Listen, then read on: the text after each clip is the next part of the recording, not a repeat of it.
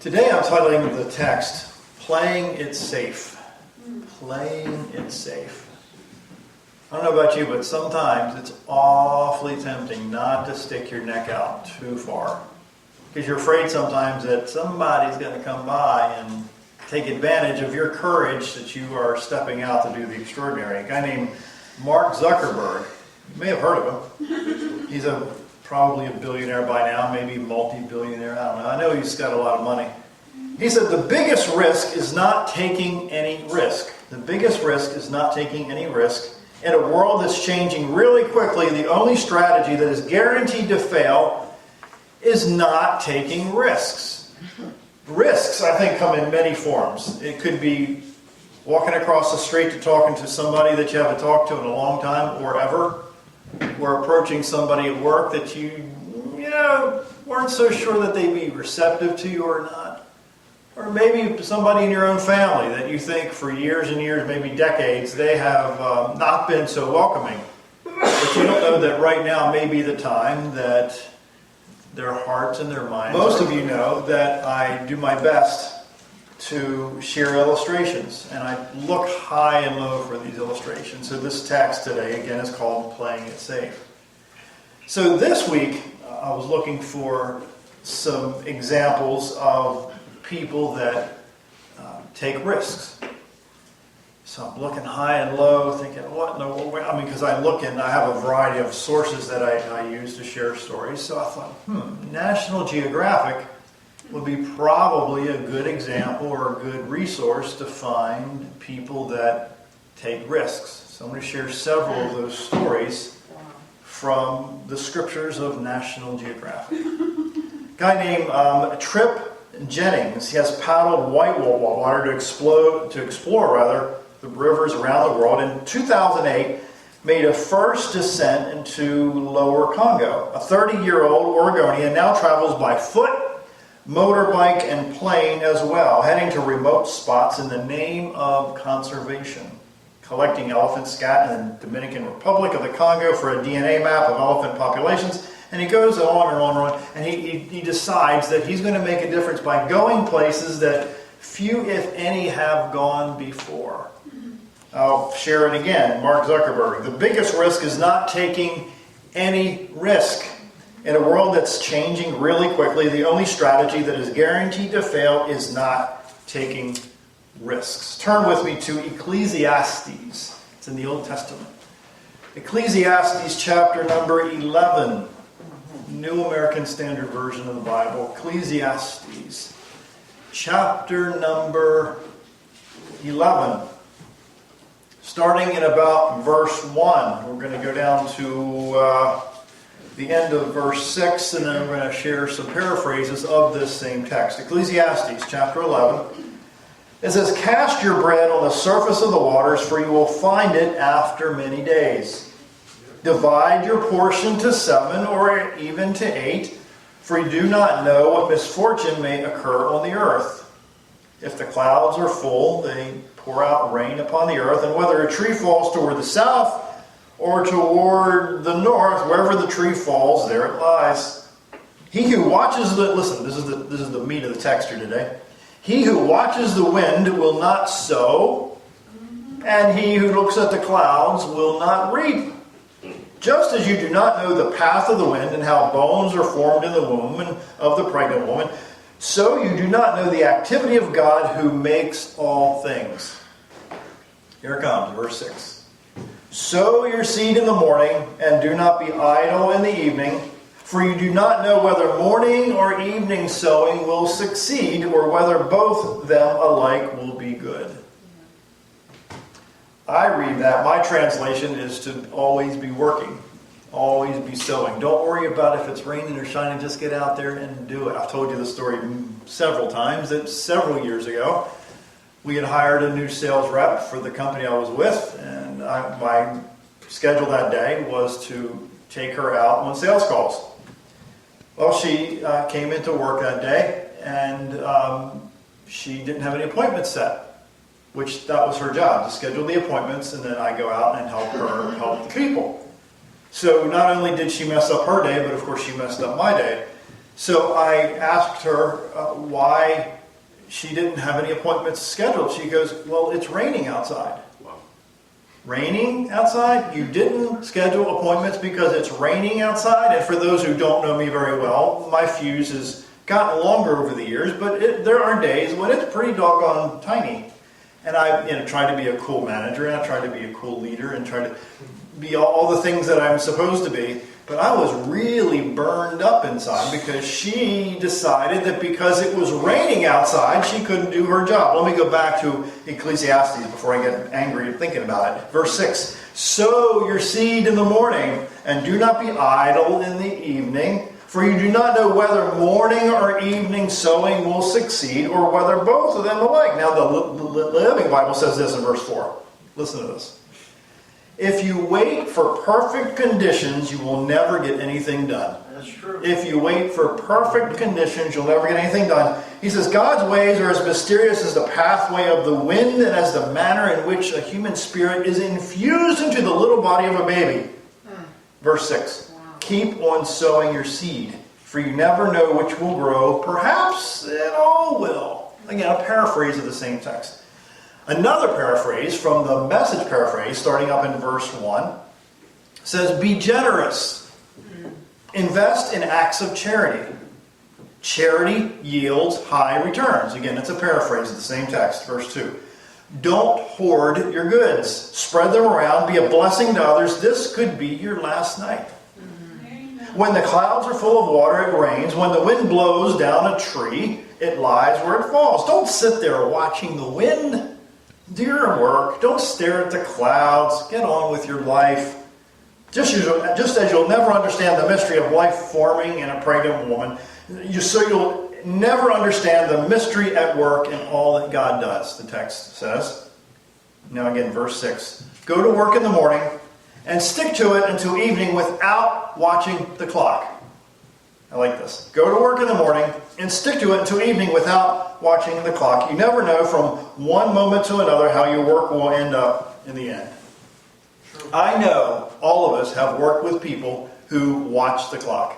They cannot wait until 5 o'clock roll. It kind of reminds me of the Flintstones. Remember the Flintstones show? That I think it was at the end of the show, the bird goes off and he jumps out of his car and runs, yabba dabba doo or something. He gets so excited because he's ready to go home because he's watching the clock. Today, I'm hoping that by the end of the text here today, you're going to see that watching the clock really doesn't get much done. In fact, I don't actually have, yes I do, I have a clock in my office, but it's not something that I pay attention to, because when the work's done, the work is done. Not when the time comes that the work's supposed to be done, right?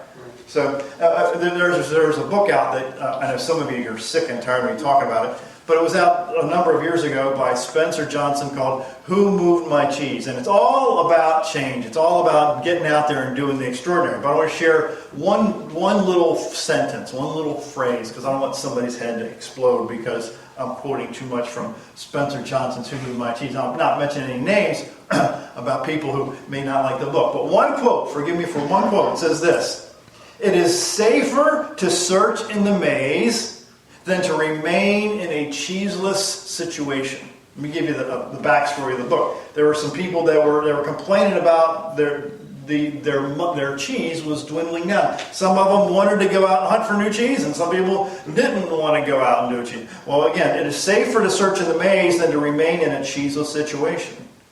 How many times have you and I, maybe the person in the mirror, maybe the next door neighbor, found ourselves complaining, griping about stuff that we can control, but yet we gripe and complain about it instead of getting out there and doing the stuff that we need to do to change the situation that we're in. Patrick Meyer was in Massachusetts, an apartment in January 2010 when that major earthquake hit Haiti. He was a 35-year-old PhD candidate, was soon helping quake victims without even leaving his home. Opening his laptop, he mobilized hundreds of volunteers to scrape data points from tweets and text messages and UN reports and more to build constantly updated online maps. His effort guided people, aid workers, and the Coast Guard He says, you caught flack from the UN after this situation in Haiti. How come? Well, he said, some UN agencies struggled with their response, and some were slow to mobilize. Meanwhile, a large team of volunteers from snowy Boston mapped the impact of the earthquake in near real time, providing people with help. Because he saw a need. He says, I can do this, I can specialize in this. Why can't I just do what I do where I am in order to make a difference several thousand miles away? So the question is, how did you get into mapping, the interviewer said. Well, when I was 12, at the first Gulf War broke out, I had a big map of the Middle East and started physically mapping the updates with crayons and pens and markers. Anyone who takes himself too seriously, one person said, always runs the risk of looking ridiculous. I think most of us, most people, most human beings, choose not to take the risks that we need to take, that we should take, the calculated risks, I should say, because we're afraid of looking foolish. I can remember watching the young man that his name escapes my brain at the moment, who walked the high wire across the Grand Canyon. Did he trust his employees to make sure the cable was the way it should have been? Did he trust his father, who was kind of overseeing the thing? No. He got out there and looked at the cables himself, checked the cables himself. So the point is that risk can be calculated. Risk should be calculated, because uncalculated risk I call foolishness. So if we take calculated risks consistently and for the benefit of other people, I think we're going to find more times than not that we are there and we're able to make a difference in people's lives. On a hot day, one day, a farmer sat on the front porch of his shack, just chilling, smoking his corncob pipe. A stranger came along and asked the old farmer, "How's the cotton coming along?" "Ain't got none," the old farmer replied. "Didn't plant none. Afraid of the old boll weevil." "How's your corn coming along?" "Didn't plant none. Afraid of drought." How about those taters?" "Ain't got none." "Ain't got those hater bugs I'm scared of." Finally, the stranger says, "Well, what did you plant?" "Nothing," asked the farmer. I just, J-E-S-T, I just played it safe. I know of people that have lived a lifetime playing it safe. I've talked to friends of mine over the last months and years, and I've reminded them, and I've seen, I don't know how it is at your house, but my clock seems to be going faster and faster and faster and faster the older I get. When I was a kid, goodness, time was so slow. In school, it's like, dragging through school. I mean, just the school day, let alone the school year and the school quarter and summer. But yet summer went so fast. But September, whatever it was, we used to go back to school. Oh man, the day creeped along. And then homework one time just creeped. Now, it's just like you blink and it's almost Christmas again. You know what I'm saying? I mean, time just goes by so fast the older you get. There's seldom perfect conditions in your life to do things that eventually become extraordinary. I'll say it again, there's rarely, seldom times in your life where the perfect conditions come into play. When I was younger, I used to think that I have to have all my ducks in a row, and then once I get all my ducks in a row, then I can probably do certain things in life. Well, I found that very seldom do any of us get all our ducks in a row at any given time, because once you get duck 1 and 2 in line, 3 fall down, you're up to now 6, and you got to go back, and 2 fell over again, so you got to go back and fix 2. You know what I'm saying? Nothing's ever going right at the same time. You all have these balls up in the air, and eventually you're going to drop something somewhere at some time. Well, should that stop you? The text today says no. Waiting for the right conditions means that you can only see from your vantage point. Waiting for in the Old Testament, there were so many people who were prompted, I'll use that word, to do certain things at certain times when they couldn't see, they didn't have a clue where it was going to end up.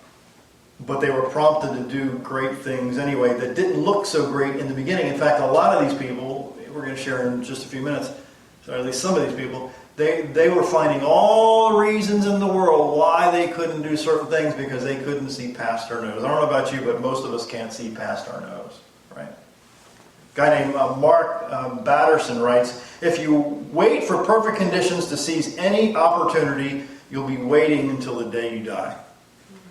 Perfect opportunities very seldom roll around. George Patton, my dad, loves this quote, but I want to expand that quote a bit, what he actually said. He said, the time to take counsel of your fears is before you make an important choice in battle. That's the time to listen to every fear you can imagine. Listen to every fear. When you have collected all the facts and fears and made your decision, turn off all your fears and go ahead. Turn off all your fears.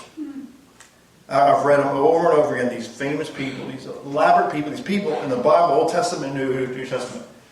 They pushed through their fear, they pushed through their intimidation, they pushed through their anxiety, even up to and through the issues that they're dealing with. The good times, the wonderful times, the times of blessings. They're still struggling internally.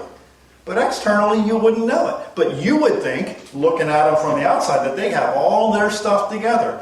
Dig a little deeper, read about them, study them more. You're going to see that they're struggling all the way through it, but they're not allowing the struggle to stop them from doing great things.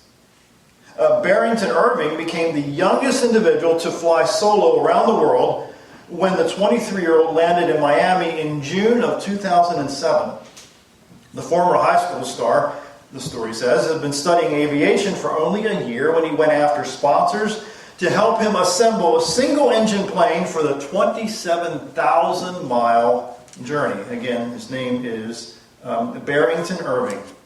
Irving says he took on the trip to inspire young people, listen, to grow stronger and to test the limitations of their capabilities. I'll say it 4 or 5 times today. I don't want any of us to grow older and die at some point without testing the limitations of our capabilities. The story goes on today. He's both a pilot and a teacher, using his experience to encourage kids in Florida to explore the skies. Well, why do you fly, he asks. What fires me up about flying is that you're between heaven and earth. Your life is suspended in midair. So much precision is required. There's nothing else I can think of that creates such an adrenaline rush and at the same time brings you so much peace. Tell me about a time you had that mix of feelings, the story says. Every time I tell this story, I get goosebumps. He says, I left northern Japan and had to fly to a tiny island off of Alaska. And it was a very turbulent flight, winds 70 miles an hour to 110 miles an hour, blowing everywhere, the story says. And this lasted for 3 hours. A major ice storm was born, and I can remember the airline guys piloting and radioing me. They say, asking, "What am I doing there?" And they were like, "You have to turn back." And here I am flying and flying. And they said that you're not going to have enough gas to get there. He says, I don't have enough fuel to turn back. So these guys asked for my parents' name and my phone number. That's pretty bad. When they ask for your parents' name and your phone number to give them a last note of love or something, right? So when I landed, he said, on this island, I had 12 minutes of fuel left in the tank. That was when I knew I was called to do this stuff. He says, you run a school where kids can pursue science and engineering. We had students build an airplane from scratch. I said, I'd fly it. You hear them from their building. They say, oh, I think this is wrong, or I need help with this. In other words, they didn't quit until it was done. Sometimes the most extraordinary attempts in your life turn out to be extraordinary results. But if you don't consistently do the extraordinary attempts, like Ecclesiastes was talking about, you gripe and complain because it's too hot. You gripe and complain because it's too rainy. Well, there's only so many 74-degree days in the year. That, to me, is the perfect temperature for those who don't know. 74 degrees is like, yes, a beautiful, sunny, perfect day. Well, it just doesn't happen that every day is 74 degrees and sunny. Pablo Picasso said, I am always doing that which I cannot do. Let me say it again. I'm always doing that thing that I cannot do in order that I may learn how to do it.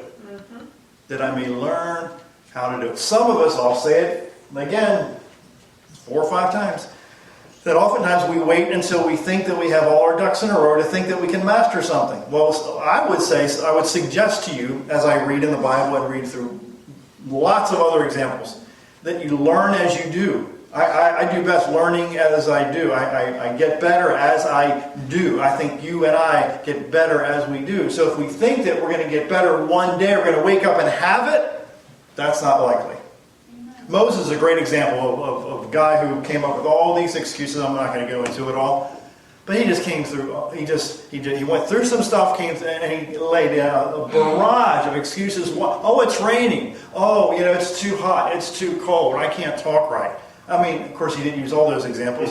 But the point is that you and I have the ability to turn off the excuse button. How many times haven't you been around kids that have all these excuses why they can't and shouldn't, and it just gets so old so fast. And then you look in the mirror and you see, Shazam, man, I'm used to the same excuses at work. Just it's kind of flowered a little bit more. It's kind of puffed up a little more. It looks prettier than I don't feel like it. Or I was lazy, or I didn't want to get out of bed this morning. You know what I'm saying? But those of you who remember watching the news, there was a guy named Felix Baumgartner who just recently, in the last really less than a couple of years, he broke the sound barrier by falling from space at 843.6 miles an hour. 843 miles an hour. If you remember that guy? And they took him up to space, and he wanted to test the limitations of man. He says, what did you learn? The interviewer says. He said, we proved high altitude is survivable. Tested in the next generation pressure suit. Well, there had to be one guinea pig that was willing, one individual who was able and willing to get up there and do the extraordinary in order to help the others eventually duplicate that. He said, take us on a jump, the interviewer said. He said, I was not frightened. This old boy would be frightened. I don't care. He says, I had practice. I don't care how much I practice. Oh no, don't get me started. He said, in the beginning, it feels like floating, he said. You gain speed, never realize how fast you're going. Space is breathtaking, but hostile. He says, quote, without protection, we have no business up there. Without protection, we have no business up there. So I read in that sentence or two that practice takes away the scaries. Rehearsal takes away the fumbles, takes away the fouls, takes away the errors in our judgment. So you get better, I'll say it again, you get better by doing. You get better by taking those little calculated risks. So at one point, you're going to be able to take a larger calculated risk because you saw that in the past you were able to do these smaller things and it turned out really well. You all with me? Amen. Paul Nicklen spent much of his childhood in towns in this island in Canada exploring the Arctic landscape. Then the story flipped me out. I'm like, ugh. So he explored these areas in Canada, and this exploration caused him to fall in love with something called photography. So now 44 years old, he shoots wildlife above and below the polar ice. He says, how did your childhood prepare you for a life as a photographer? Well, we didn't have radio or TV or a phone. My whole life was outdoors. He says, when I was 7, I took my dad's ice pick, hiked over a mountain, and chopped a hole in the ice to fish for Arctic char. I was having fun, but I wasn't learning to survive in this environment. So the question was, what's the most dangerous situation you faced? He says, well, I was photographing walruses, far more unpredictable than polar bears, alone under thick ice when my regulator quit, his oxygen mask quit. I knew I couldn't make it back to the ice hole, and it dawned on me, this is how I die. Luckily, the regulator started working again. So this next part really got to me. In fact, I shared this with Julie the other night. How do you handle the extreme cold of diving under polar ice? Again, how do you handle the cold of diving under polar ice? Again, this whole text here today is about taking risks, to step out and do stuff that you probably wouldn't choose to do. He goes, again, how do you handle the extreme cold of diving under polar ice? He says, I eat raw seal meat. Listen, I'm not done. I eat raw seal meat. Polar bears live on it. It tastes rich, like eating beef soaked in oil, but it makes you feel like a fire is burning in your stomach.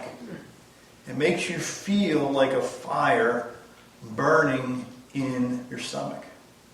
So that suggests to me that stuff that we do can be mirrored, and if we pay attention to what other people, and in this case other animals in his story, are doing, then can that be translatable, or a better word, transferable to us? Because if it's working for other people, and again, the only way you're going to find out what's working for other people is either to ask, or if they're too rich, you can't get to them. Second best intent is to read their books and or read information about them. You can learn so much more. And then if you duplicate that, then you can transfer the stuff that they did. Solomon, in the Ecclesiastes book we just shared, gave some perfect advice that you can't just wait around for stuff to happen. You and I have a tendency as human beings to want to sometimes wait around for stuff to happen. Well, stuff's not going to happen unless sometimes we make it happen. Making any sense so far? This next story blew me away. This guy named Daniel Kish. Now, I did like double homework on this guy just to make sure that the story wasn't, what's the word, bloviated? You know, is that the proper word? Like enlarged, exaggerated? I mean, where he was saying a bunch of stuff. Let me share. What Daniel Kish does, astonishingly, elegantly, is makes you wonder how much untapped potential lies within the human body. This really freaked me out. Kish was born with retinal disease, and to save his life, both of his eyes were removed as a child by the time he was 1. He soon started, listen, to make a clicking noise with his tongue. It seemed to him to help him get around. Now, 47 years old, he navigates primarily through echolocation. This is not a dolphin or a bat. We're talking about a human being here, okay? Yes, like a bat, the story says, he's so good he can ride a bicycle in traffic. No eyes at all. I did double homework on the story. He can ride a bicycle in traffic. His group, World Access for the Blind, teaches others the art of the click. How does human, whatever that word is, work? What Daniel Kish says astonishingly, elegantly, is wonder how much we are untapped. The story says sound waves are produced by every tongue click. These waves bounce off of surfaces all around and return to my ears as faint echoes. This is like what bats do, dude. I mean, this is a human being who's learned to compensate for what he doesn't have. Yeah. Blows my mind. The story continues. My brain processes the echoes into dynamic images. It's like having a conversation with the environment. So what do you see in your mind's eye as you click? Each click is like a dim camera flash. He says, I construct a three-dimensional image of what's around him up to 100 feet out. At 15 feet, I can recognize cars and bushes. Houses come into focus when I'm about 100 and some feet out. But you still use a long cane. I have difficulty, he says, detecting small items like how a sidewalk goes down or up.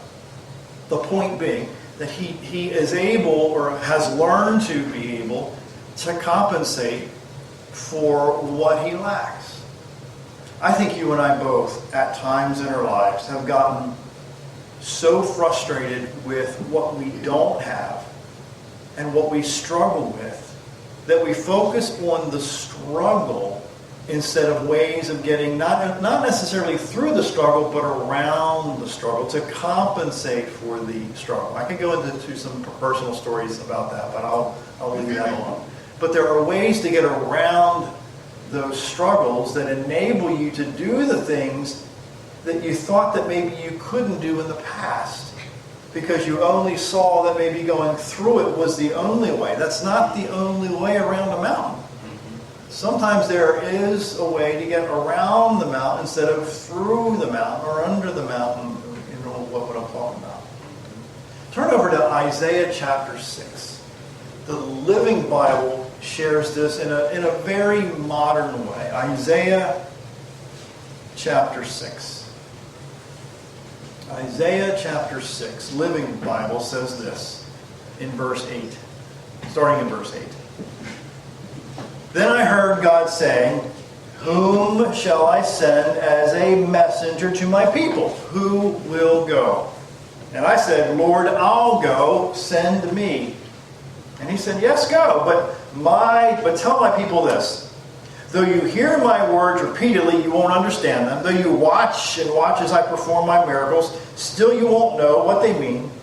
Dull their understanding, close their ears, and shut their eyes. I don't want them to see or to hear or to understand or to turn to me to heal at all." Then I said, "Lord, how long will it be before they are ready to listen?" And he replied, "Not until their cities are destroyed without a person left, and the whole country is an utter wasteland." Verse 12. "And they are all taken away as slaves to other countries far away, and all the land of Israel lies deserted. Yet a tenth, a remnant," it says, "will survive. And though Israel is invaded again and destroyed, yet Israel will be like a tree cut down whose stump still lives to grow again." Skip down to chapter 7, verse 3.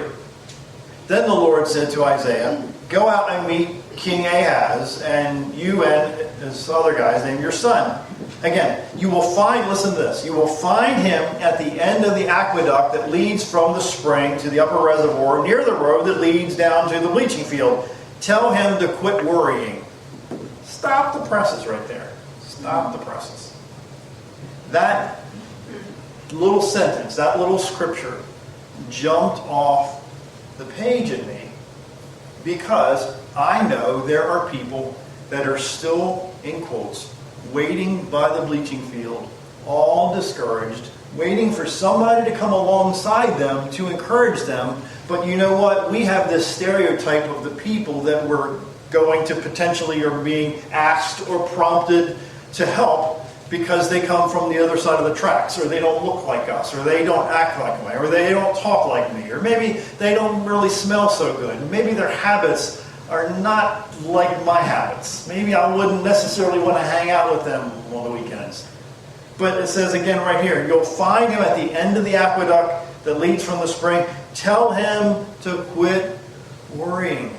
How many times haven't you and I been prompted to go encourage somebody, but because they come from a certain zip code, or maybe they have habits that we don't mirror, that we don't want to go there. And yet now these people are still worrying 5 years later because you chose not to go help them. God knows where there's people who need us to make a difference in their lives. It's up to us to follow that hunch, to follow, really it all boils down to love. Do we love people enough to look past the outside, as scriptures tell us all the time, that God looks at the heart of the person, but you and I have a tendency to stereotype the people by what's on the outside of the person. Playing it safe and does not keep you and others, or rather playing it safe does keep you and I in this cocoon of fear and terror. How many times haven't you done stuff that you were one time afraid of, but then after you did it, was like, oh man, this is fun. I like this a lot. It's like with swimming. I was terrified of swimming. And then you look back and think, duh, why was I so terrified of swimming? It's so much fun to swim. You know, it's just like, it's like breathing. You know, it's not an effort, because through situations and times and stuff, you get past the fear, you get past the anxiety. Mark Silver writes, a guy named Lael, L-A-L-E, who you never know some things about himself, like his birthday. He has no idea when his birthday is. His tribe in Ethiopia keeps no records at all. And in fact, he thinks he was born in October somewhere in the early 80s, but he's not really sure. But one thing he knows with absolute surety, he will not rest until he halts the custom of killing babies born out of wedlock. born to parents who didn't get permission from the elders to have a child, or whose teeth grow in top first instead of the usual bottom up. These babies are believed to be cursed. This guy has rescued 37 children, ages 1 to 11 years old, and they live in a home he built with the help of a photographer from California. He says, when do you find out, or how did you find out about this? I was around 15 years old, and an elder grabbed a 2-year-old from the mom, and the mother was crying. I was not sure what was going on. My mother said, this guy, some children in the tribe are declared evil or cursed because of how their teeth come in. Sometimes they're left out in the bush, no water, no nothing, or they're pushed off a cliff. In 2008, I said to the elders, you think these children are cursed and bring disease and famine? Could you give me a child? Maybe the curse will follow me. Some elders agreed. Let's try and see. How big a risk was this? Others warned me, you rescue the children, one day the tribe is going to kill you. Clearly, you didn't pay attention. Yes, and my tribe, the Kara, K-A-R-A, has stopped the practice completely. But the tribe still practices it, and another tribe still practices. It's hard to change an ancient culture. That is, because he saw that stuff that was happening is foolish, he chose to step out there and challenge the culture. That's what I'm saying here. To challenge the culture that this is stupid. Amen. There are people, I believe, that when they challenge the culture changes.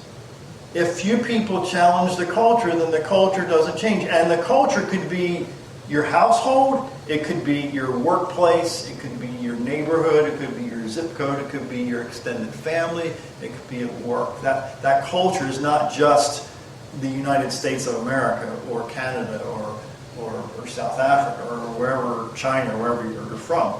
No, it could be, your culture could be a little group of people that you have influence over in your life.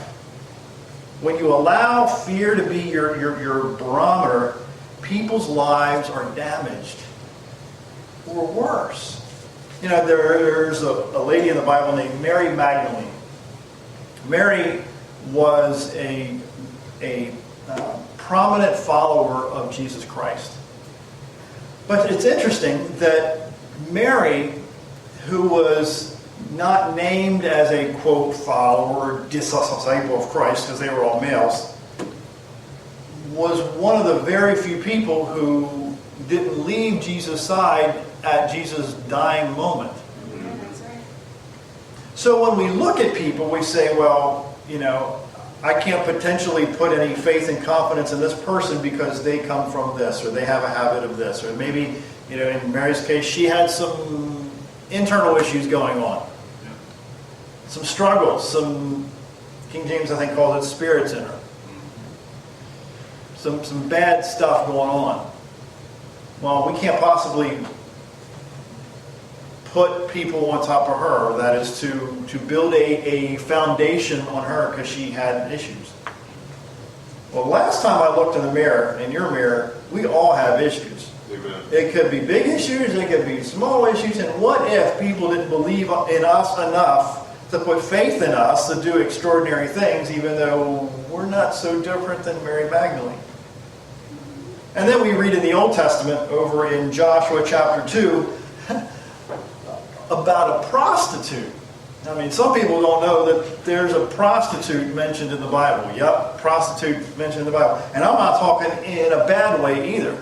This prostitute was praised in a good way. Over in Joshua 2, it talks about how Joshua, this leader after Moses passed away, sent out these, I'll call them spies, into this land to see if it was, if they were able to overwhelm this area that they were to conquer and to live in that area. Well, Joshua sent these couple guys in, and Rahab had heard the story about, you know, some powerful stuff. In fact, go to Joshua 2, starting in verse 9. This is the prostitute talking. They're quoting a prostitute in the Bible, for those who didn't know that. Joshua 2 verse 9. It says, I know that the Lord has given you this land, and that the fear of you has fallen upon us, and that all the inhabitants of the land melt away before you. For we have heard how the Lord dried up the water of the Red Sea before you when you came out of Egypt, and when you did, and what you did to the two kings of the Amorites who were beyond the Jordan, to Sihon and to Og, these towns, whom you devoted to destruction. And as soon as we heard it, our hearts melted. For the Lord your God, He is God of the heavens, above the earth, and the earth beneath. Skip up to verse 6 in Joshua 2. She had taken them up to the roof and hidden them under the stalks of flax she had laid out on the roof. And let me give you some context here. So Joshua sent these spies to check out the land. So the leaders in this town, the city, heard that the spies were in the town. So they went hunting for these spies to kill these spies. So the prostitute, Rahab, said, I'm going to hide you above my house under some wood, some flax, to make sure that you're not caught. Now, this is a woman who's making money, whose business is to, she's making money in that city. But she knew that these spies were on God's side. So she chose to do the right thing. Well, not only that, but Rahab, the prostitute, was frankly named in the lineage, in Jesus' line, his descendants, his hierarchy. Yes, a prostitute was Jesus' great times, I don't know how many, grandma. Somewhere back there. Whoa, wait. Did you just say that Jesus' great-grandma was I'll be kind with my adjectives, a prostitute? That's what I said. You see, God honors people who take risks to do good things. Do those risks always turn out? No. I'm not going to suggest that. I'm not going to paint a pretty picture there that it always turns out. But I do say that good things don't happen consistently unless you and I take risks, calculated risks, for good people. I go back to Ecclesiastes chapter 1. Ecclesiastes chapter 11 says, if you wait for the perfect conditions, you'll never get anything done. If you wait for the perfect conditions. Have you ever not wanted to do something so bad that you just had to grab yourself by the back of the throat and say, today's the day we're going to get it done? Anybody been there? Well, imagine if you had that attitude daily, instead of waiting until the feeling moved you to do the things that you should have been doing every single day. Luke 5. Luke 5 tells a story. Well, let me just share a story. Luke 5, starting in verse number 18. It says, some men were carrying a paralyzed man on a sleeping mat, this paraphrase says. They tried to push through the crowd to Jesus, but couldn't reach him. So they, I think King James calls them young men, went up to the roof above him, took some tiles off the roof, and lowered the sick man down into the crowd, still on his sleeping mat, right in front of Jesus. Verse 20. Seeing their faith, Jesus said to the man, my friend, your sins are forgiven. Verse 21, who does this fellow think he is? The Pharisees and teachers who were the religious folk.